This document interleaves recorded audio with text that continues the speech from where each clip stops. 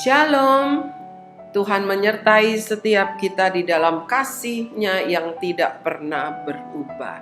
Mari kita mau mengucap syukur dulu di hari Kamis. Kita kembali boleh menikmati sarapan sorgawi. Selamat pagi Bapa. Tidak bosan-bosannya kami menyapamu, kami bersyukur Bapa. Selamat pagi Yesus, Selamat pagi Roh Kudus. Terima kasih atas anugerah-Mu. Semalam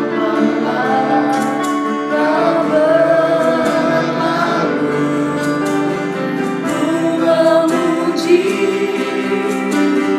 Ku bersyukur, memuliakan nama-Mu.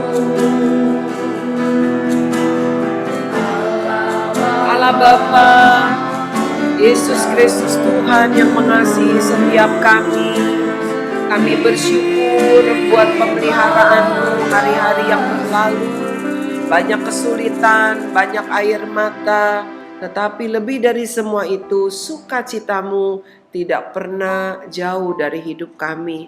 Sebab itu kami mengucap syukur Tuhan. Pagi hari ini kembali kami telah menyiapkan piring hati kami. Kami mau Engkau isi penuh agar kami kenyang. Kami menjadi sehat rohani kami dan juga jasmani kami. Di dalam nama Tuhan Yesus. Amin. Kita masih ada di dalam tema yang sama, yaitu aku di dalam rencananya, di dalam rencana Tuhan. Kalau hari Senin kita sudah mendengar bagaimana Musa yang gagal. Lalu hari Selasa kita mendengar bagaimana Yosua yang bukan apa-apa. Tetapi Tuhan memilih mereka tetap menjadi orang-orang yang besar di dalam rencananya. Hari ini kita mau belajar dari seorang murid Tuhan Yesus yang bernama Petrus. Tapi sebelumnya, mari kita naikkan dulu satu pujian. Kita mau katakan, wow, sangat luar biasa Tuhan, kasih-Mu sangat hebat. Kita mau katakan dalam suka, dalam suka. karena ku tahu Tuhanku Yesus sertaku. Apapun terjadi ku kan tetap tersenyum. Siapa yang tidak kenal Petrus? Semua pasti sudah pernah dan sering kali mendengar kisah hidup Petrus yang nama aslinya Simon, kemudian Tuhan menggantinya menjadi Petrus, batu karang yang teguh. Petrus hanya seorang nelayan, tetapi dia bukan nelayan biasa. Dia nelayan yang seringkali bikin heboh, ya. Dia mengikut Yesus, dia seringkali bikin heboh. Dan terakhir kali dia bikin heboh adalah ketika Yesus ditangkap, ketika gurunya ditangkap di Taman Getsemani. Dia begitu marah, dia mengambil pedang dan memarang telinga seorang prajurit yang menangkap gurunya. Tetapi Yesus mengambil telinga yang terputus itu, menempelkannya kembali dan langsung tersambung tanpa operasi, tanpa jahitan. Dan Petrus menjadi gentar. Saat itu semua murid lari. Lalu apa yang terjadi? Petrus mengikuti dari jauh kemana Yesus dibawa. Dari malam itu sampai pagi. Sepanjang dari malam sampai subuh menjelang pagi itu, ada 3 orang yang bertanya kepada dia, bukankah kamu salah seorang dari pengikut orang itu, maksudnya Yesus? Dan 3 kali Petrus ditanya, ia berkata, bukan, aku tidak kenal dia. Dan ketika terakhir kali, ketika Kali ketiga dia menjawab pertanyaan itu dengan mengatakan, aku tidak kenal dia. Berkokoklah ayam. Saat itu juga Petrus teringat akan perkataan Yesus gurunya, bahwa sebelum ayam berkokok, Petrus sudah menyangkal Yesus 3 kali. Kita akan membaca di dalam firman Tuhan, ya, bagaimana ketika Petrus mendengar ayam berkokok, dia menangis terseduh-seduh. Saya merasakan kalau saya menjadi Petrus, mungkin saya bisa mengambil keputusan seperti Yudas untuk bunuh dia. Yudas menjual Yesus dan menyesal. Petrus sangat menyesal. Dia yang selama ini heboh untuk membela Yesus gurunya. Tetapi pada akhirnya dia begitu takut untuk mengakui bahwa dia murid daripada Yesus. Dia lebih dari seorang yang gagal. Dia telah mengkhianati, menyangkal gurunya. Tetapi kita mau lihat sebuah ayat. Sebelumnya saya mau sampaikan dulu teka-teki. Siapakah nama ayah Yosua hamba Musa itu? Kita lanjutkan firman Tuhan. Kita mau baca firman Tuhan di dalam Kisah Rasul pasal yang kedua ayat ke-14. Sudah Alkitabnya? Saya bacakan. Maka bangkitlah Petrus berdiri dengan ke-11 rasul itu, dan dengan suara nyaring ia berkata kepada mereka, "Hai kamu orang Yahudi dan kamu semua yang tinggal di Yerusalem, ketahuilah dan camkanlah perkataanku ini." Ini adalah satu peristiwa setelah Tuhan Yesus naik ke sorga dan mencurahkan Roh Kudus-Nya yang merupakan hari Pentakosta pertama. Petrus dengan pimpinan Roh Kudus, ketika semua orang begitu banyak, rakyat begitu banyak menonton mereka yang mengalami kepenuhan Roh Kudus, Petrus tidak lagi takut. Petrus tidak lagi menyangkal Yesus Tuhannya, gurunya itu, tetapi dia bangkit berdiri. Ya, bahkan dia berkata, dengerin ya, camkanlah, artinya bukan cuma sedengerin, perhatikan. Dia berkata panjang dan lebar. Dia menceritakan tentang siapakah Yesus. Dia menceritakan tentang orang yang disalib, yang sudah mati untuk segala dosa-dosa manusia.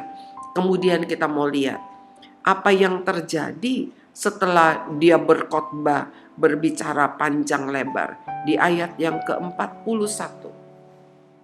Orang-orang yang menerima perkataannya itu memberi diri dibaptis, dan pada hari itu jumlah mereka bertambah kira-kira 3.000 jiwa. Wow, luar biasa.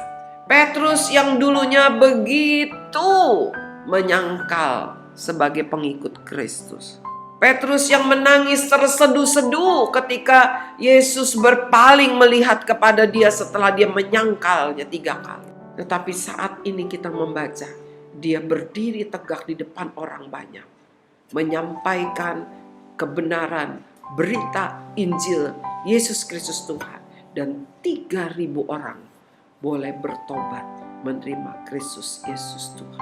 Anak-anak yang Tuhan sayang, semua yang mendengarkan menikmati sarapan sorgawi pagi hari ini. Apakah engkau sama seperti Petrus? Pernah menjadi seorang pengkhianat?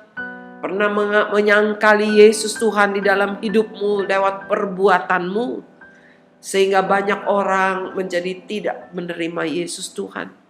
Tetapi itu bukan alasan engkau keluar dari rencana. Mari, rencana Tuhan di dalam hidupmu tetap ada, asalkan engkau mau memberi dirimu untuk dipimpin oleh Roh Kudus. Karena tanpa pimpinan Roh Kudus, kita tidak bisa untuk terus mengikuti rencana Tuhan. Karena Roh Tuhanlah kita dikuatkan. Dengan Roh Kuduslah kita dipimpin untuk terus tambah setia menjadi bagian dari rencana Tuhan. Mari pada pagi hari ini kita mau tundukkan kepala. Kita mau katakan, Tuhan, biarkan Roh Kudus memimpin hidupku. Aku yang seringkali menyangkalimu dengan perbuatanku. Aku yang seringkali mempermalukanmu dengan perbuatan dan perkataanku. Pada pagi hari ini, aku minta, biarkan Roh Kudus pimpin hidupku kembali. Jangan tinggalkan aku. Kita naikkan pujian ini. Mari sama-sama.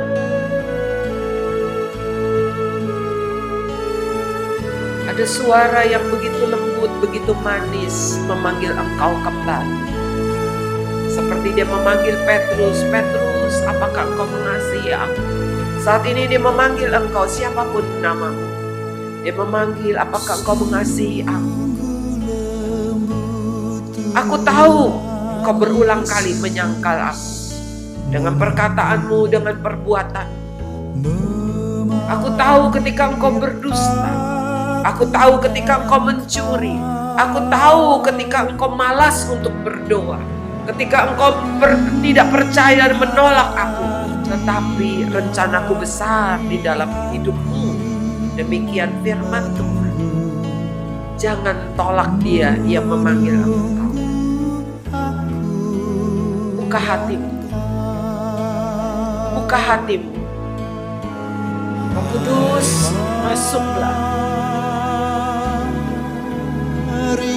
Dengarlah suaranya begitu lembut memanggil.